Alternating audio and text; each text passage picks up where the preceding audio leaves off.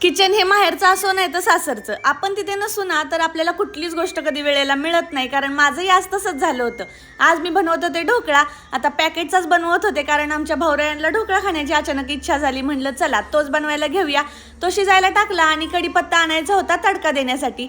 तर म्हणलं चला रानातून फ्रेश असा कढीपत्ता सुद्धा घेऊन येऊया. आता हेच काय ते खरं सुख असतं. मस्त असं पाटाचं पाणी वाहत होतं, त्यामध्येच कढीपत्ता धुवून घेतला आणि घरी आले तोपर्यंत इकडे ढोकळा सुद्धा शिजून रेडी झाला होता. 10 ते 15 मिनिटच लागतात त्याला शिजायला आणि लगेचच त्यावर तडका दिला. आता काही जण साखर पाणीचा सुद्धा तडका देतात, पण आम्हाला हा तिखटच तडका आवडतो. असा मस्त वास सुटला होता ना या खमण ढोकळ्याचा. हा आता शॉर्टकटमध्ये जरी बनवला असला ना तरी खूप स्पॉन्जी आणि मस्त झाला होता. तो एन्जॉय करून बसलेच होते तोवर हे गिफ्ट मला मिळालं. आता हे मोबाईल माझ्यासाठी नव्हता तर माझ्या पप्पांसाठी होता. मी फक्त तो अनबॉक्सिंग करत होते कारण घरात कुठलीही नवीन गोष्ट आली तर ती माझ्याच हाती पहिली लागते. आता कालच्या व्हिडिओमध्ये तुमच्या सगळ्यांची काळजी बघून आहे ना खरंच खूप छान वाटलं. पण 1 ते 1.5 महिना झालं माझे पाय असे सुजलेले आहेत. आता त्याच्यावरती नेहमी सगळे उपाय करून बघते, 4 टाइम वॉक सुद्धा करते, पण त्याची सूज काय कमी येत नाही. आता थोडे दिवसच राहिलेत.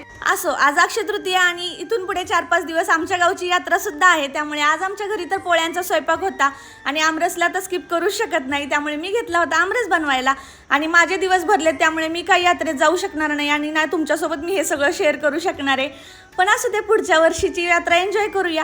तुमच्याकडे अक्षय तृतीया कशी सेलिब्रेट केली जाते ना ते मला कॉमेंट्समध्ये सांगा. तोपर्यंत